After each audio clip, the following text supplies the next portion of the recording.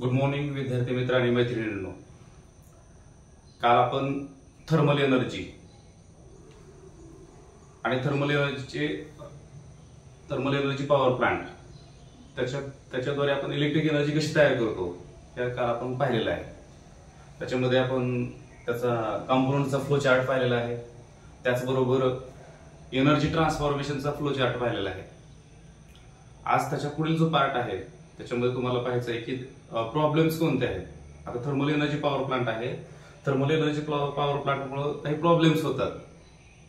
ते प्रॉब्लेम्स तुम्हाला परीक्षेला विचारलेले असतात, जे तुम्हाला 2 किंवा 3 मार्काचा क्वेश्चन असतो. तर पहा, problems of thermal energy power plant. Problems of the thermal energy power plant. आता पहिला प्रॉब्लेम ह्याच्यामध्ये काय आहे? Air pollution due to the burning of coal. पहिला प्रॉब्लेम आहे ह्याच्यामुळे आता air pollution due to burning of coal. Due to burning of coal. पहिला problem air pollution due to burning of coal. म्हणजे वेळेस आपण कोल बर्न करतो त्याच्यामुळे एअर पोल्युशन होतं. याच्यामध्ये तुम्हाला पॉइंट लिहायचा आहे, due to burning of coal. Due to burning of coal emits. याच्यामध्ये काय इमिट्स होतं? Emits the harmful gases.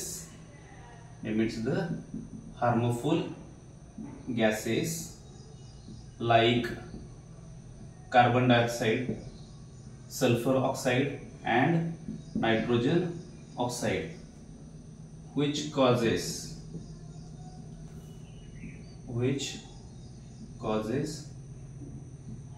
the health problem, serious health problem, which causes the serious health problem.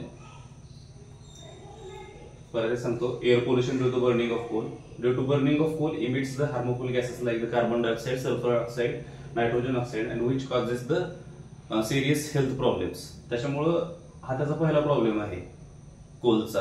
ज्यावेळेस आपण बर्निंग ऑफ कोल करतो त्यावेळेस त्याच्यामध्ये harmful gases आपल्याला माहित आहेत बाहेर पडतात. त्यामध्ये कार्बन डायऑक्साइड असतं, सल्फर डायऑक्साइड असतं आणि नायट्रोजन ऑक्साइड असतं.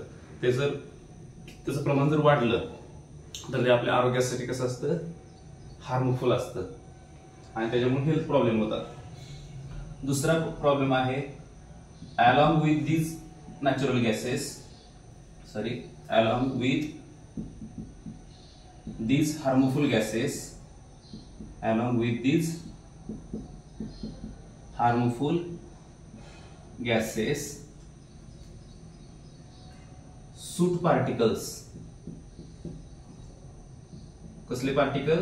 soot particles are also emitted. Soot particles are also emitted.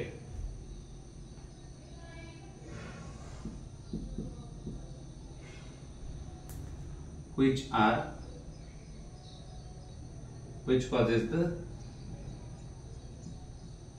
causes problem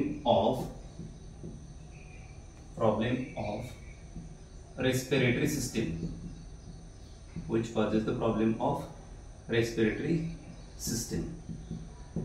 आता ह्याच्यामध्ये हे हे जे गॅसेस आहेत हार्मफुल गॅसेस, त्याचबरोबर ह्याच्यामध्ये काय बाहेर पडतात? सूट पार्टिकल्स बाहेर पडतात. आणि ते सूट पार्टिकल्स म्हणजे आपल्याला माहिती आहे ब्लॅक कलरचे जे काही डॉट्स असतात, काळ्या रंगाची काजळी आपण म्हणतो मराठीमध्ये, ते काळ्या रंगाचे पार्टिकल्स तिथून बाहेर पडतात. त्याला सूट पार्टिकल असं म्हणतो. ते सुद्धा त्याच्यामधून बाहेर पडतात आणि त्याच्यामुळं ते जर आपल्या नाकामध्ये गेले तर त्याच्यामुळं रेस्पिरेटरी सिस्टीमचे प्रॉब्लेम्स होतात. अस्थमा, त्याच्यानंतर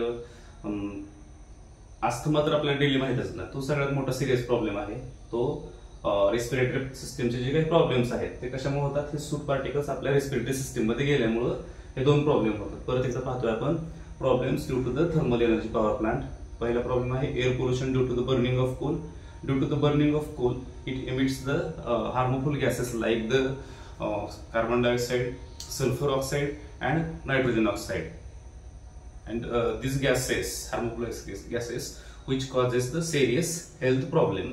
Second point आहे along with these harmful gases the soot particles are also emitted, and due to this which causes the serious problems of the respiratory systems. लक्षात ठेवा हे दोन. तिसरा आहे the reserves of, तिसरा पॉइंट आहे the reserves of coal are limited. The reserves of coal are limited. म्हणजे ह्याचे जे रिझर्व्स आहेत, साठे आपण म्हणतो, जमिनीखाली आपल्याला कोळसा सापडतो, त्याचे रिझर्व्स जे आहेत ते कसे आहेत, लिमिटेड आहेत. Therefore there is a limitation on their availability. So they have limitation. They have limitation for their availability. So they have limitation for their availability. असे 3 पॉइंट्स मला लिहायचे, त्याच्यामध्ये तुम्हाला 2 पैकी 2 मार्क्स मिळतात. तिसरा पॉइंट परत एकदा पाहतोय आपण. The reserves of the coal are the limited. त्याचे जे काही जमिनीखालचे काही साठे आहेत, जिथं कोल सापडतो त्याचे रिझर्व्स कसे आहेत, लिमिटेड आहेत, आणि त्याच्यामुळं त्याच्यावरती लिमिटेशन्स आलेले आहेत, मर्यादा आहेत त्याची अवेलेबिलिटी असण्यावरती. हे असे 3 प्रॉब्लेम तुम्हाला लिहिले तर 2 पैकी 2 मार्क सहज मिळून जातात. त्याच्यानंतर पुढला पॉइंट आहे जो तुम्हाला पाहायचा या धड्यामध्ये, न्यूक्लिअर फ्युजन आहे. आपण हा जो पहिला कन्व्हेन्शनल सोर्स पाहिला ज्याच्यामध्ये कोल होता. कोलमध्ये आपण काय पाहिलेलं आहे, सगळ्यात अगोदर कोलमध्ये कुठली एनर्जी होती, व्हिच एनर्जीज फॉर्म्ड हे पाहिलेलं आहे. त्याच्यानंतर त्याचं कॉम्पोनंटचा फ्लो चार्ट पाहिला. त्याच्यानंतर आपण एनर्जी ट्रान्सफॉर्मेशनचा फ्लो चार्ट पाहिलेला आहे. आणि त्याच्यानंतर आपण पाहिलेलं आहे problems of the thermal energy power plant.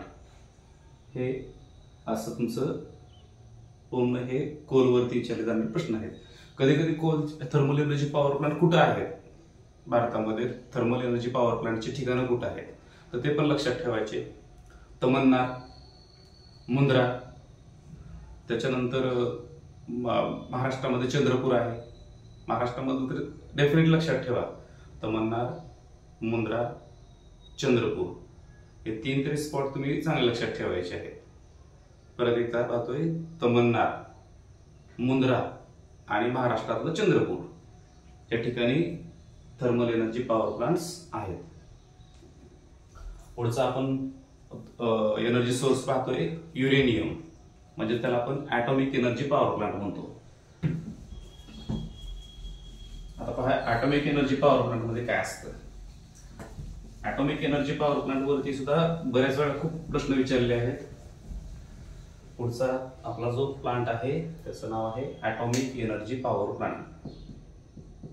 Atomic किंवा न्यूक्लिअर एनर्जी,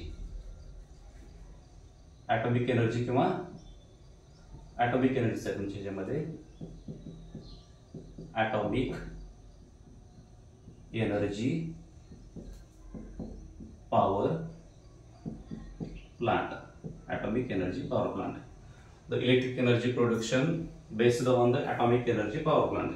तर ॲटॉमिक एनर्जी पॉवर प्लांट मध्ये आपण इलेक्ट्रिक करंट तयार करत असताना कुठला सोर्स वापरतो. फर्स्ट पॉइंट आहे which energy source is used. Which energy source, याच्यामध्ये कुठला सोर्स वापरतो आपण. Energy source is used in atomic energy किंवा कधी कधी तुम्हाला न्यूक्लिअर एनर्जी पॉवर प्लांट असं सुद्धा म्हणतात. युज्ड इन, आपण या ठिकाणी न्यूक्लिअर असं लिहू, न्यूक्लिअर एनर्जी पॉवर प्लांट. याच्यामध्ये कोणता सोर्स वापरतो, तर याच्यामध्ये आपल्याला माहित आहे की ज्यावेळेस आपण ॲटॉमिक एनर्जी पॉवर प्लांट चालू करायचं भारतामध्ये असतो त्या ठिकाणी, तर त्या ठिकाणी तुम्हाला युरेनियम 235 किंवा प्लुटोनियम, युरेनियम आणि प्लुटोनियम ते 2 नाव लक्षात ठेवा. युरेनियम और